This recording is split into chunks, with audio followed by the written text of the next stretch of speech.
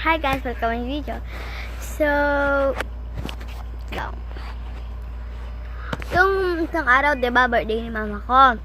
Masinisita ko sa kanya, sa inyo. Pero sabihin ko na ngayon para malaman nun ni mama. Hindi niya na alam na sinurprise namin siya. At wala siyang kaalam.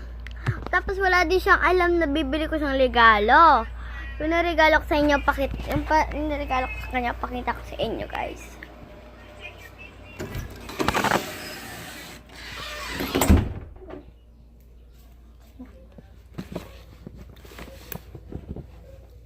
Ito siya.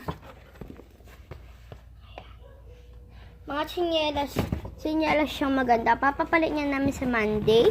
Dahil di kasi ni mama. Ano siya? Ano ata? Hindi ko alam kung ang size niya. Nakalimutan ko.